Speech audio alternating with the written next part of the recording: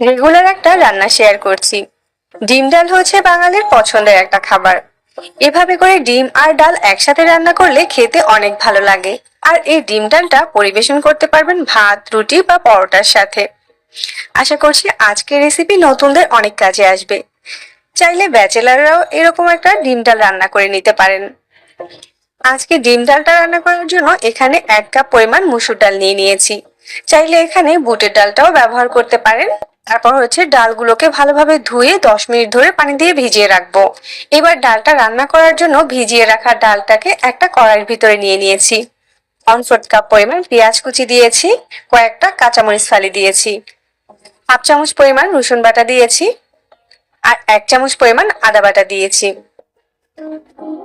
লবণ দিয়েছি 1 চামচ, 1 চামচ দিয়েছি লাল মরিচের গুঁড়া, 1/2 চামচ দিয়ে দিচ্ছি জিরার গুঁড়া, 1/2 চামচ দিয়েছি ধনিয়ার গুঁড়া, 1/2 চামচ দিয়ে দিচ্ছি হলুদ গুঁড়া, তেল দিয়ে দিচ্ছি 2 টেবিল চামচ পরিমাণ।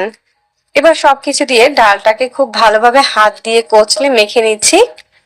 ডালটা মেখে নেওয়া হয়ে গেলে ডালটাকে চুলার উপরে বসিয়ে দিয়েছি। তারপর হচ্ছে এই ডালটা সিদ্ধ হওয়ার জন্য এখানে 2 কাপ পরিমাণ পানি দিয়ে দিয়েছি। এবার সবকিছু একসাথে একটু নেড়েচেড়ে মিশিয়ে দিচ্ছি আর ঢাকনা দিয়ে ঢেকে অপেক্ষা করছি ডালটা ভালোভাবে সিদ্ধ হয়ে যাওয়ার জন্য। প্রায় 15 মিনিটের মতো ডালটাকে ঢাকনা দিয়ে ঢেকে রান্না করে নিয়েছি। এখন আমাদের ডালটা খুব সুন্দরভাবে সিদ্ধ হয়ে গিয়েছে। এবার এই ডালটাকে চুলা থেকে নামিয়ে একটা সাইডে রেখে দিচ্ছি। আর আজকে ডিম ডালটা রান্না করার জন্য এখানে আমি 5টা ডিম নিয়েছি। ডিমটাকে আগেই সিদ্ধ করে খোসা ছাড়িয়ে রেখেছিলাম। এবার হচ্ছে চুলায় অন্য একটা কড়াইতে তেল দিয়ে দিচ্ছি 3 টেবিল চামচ পরিমাণ। তেলের সাথে 1/4 চা চামচের মতো হলুদ গুঁড়া দিয়ে দিচ্ছি। হলুদটাকে নেড়ে চেড়ে কয়েক সেকেন্ডের মতো তেলের সাথে ভেজে নিয়েছি। তারপর হচ্ছে ডিমগুলোকে দিয়ে দিচ্ছি। এবার ডিমগুলোকে একটু কালার আসা পর্যন্ত ভেজে নিতে হবে। এতে করে রান্নার পর ডিমটা দেখতে বেশি ভালো লাগবে। এই তো এখানে আমি ডিমগুলোকে 3-4 মিনিটের মতো ভেজে নিয়েছি। ডিমগুলোতে খুব সুন্দর একটা কালার চলে এসেছে। এবার এগুলোকে তেল থেকে উঠিয়ে নিচ্ছি।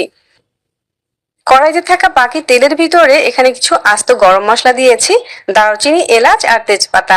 সাথে আরো 1/4 কাপের মতো পেঁয়াজ কুচি দিয়েছি। পেঁয়াজ আর গরম মশলাগুলোকে তেলের সাথে কিছু সময় ধরে ভেজে নিয়েছি। এরপর হচ্ছে এখানে 1/4 কাপের মতো টমেটো কুচি দিয়ে দিচ্ছি। লবণ দিয়েছি 1/2 চা চামচ। টমেটোটাকেও নেড়েচেড়ে তেলের সাথে কয়েক মিনিটের মতো ভেজে নিব। এতে করে টমেটোটা নরম হয়ে যাবে, সিদ্ধ হতেও খুবই কম সময় লাগবে। টমেটোটা ভেজে নেওয়ার পরে এটা আগে থেকে অনেকটাই সফট হয়ে গিয়েছে। এবার এখানে দিয়ে দিচ্ছি 1/2 চামচ পরিমাণ মরিচের গুঁড়া, 1/4 চা চামচ ধনিয়ার গুঁড়া আর 1/4 চা চামচ জিরার গুঁড়া। অল্প একটু পানি দিয়ে এই মশলাগুলোকে একটু সময় নিয়ে কষিয়ে নিব। এখন মশলাগুলো খুব ভালোভাবে কষানো হয়ে গিয়েছে। এবার হচ্ছে এর সাথে আগে থেকে যে ডালটা আমরা রান্না করে রেখেছিলাম সেটা দিয়ে দিচ্ছি। নেড়েচেড়ে মশলার সাথে মিশিয়ে দিচ্ছি আর আগে থেকে সিদ্ধ করে ভেজে রাখা ডিমগুলোকে দিয়ে দিচ্ছি। ডিমটা দেওয়ার পরে আরো কয়েক মিনিটের মতো নেড়েচেড়ে এই ডাল ডিমটাকে রান্না করে নিব। তো এখানে আমাদের ডাল ডিমটা রান্না করা প্রায় শেষের দিকে। এই পর্যায়ে হচ্ছে এখানে কিছু কাঁচামরিচ ফালি দিয়ে দিয়েছি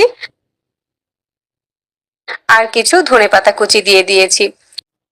সবকিছু নেড়েচেড়ে একসাথে মিশিয়ে দিয়ে এই ডাল ডিমটাকে চুলা থেকে নামিয়ে নিচ্ছি। সহজভাবে একটা রান্না শেয়ার করলাম। এবার এই ডাল ডিমটাকে আপনি যেভাবে খুশি সেভাবেই পরিবেশন করতে পারবেন।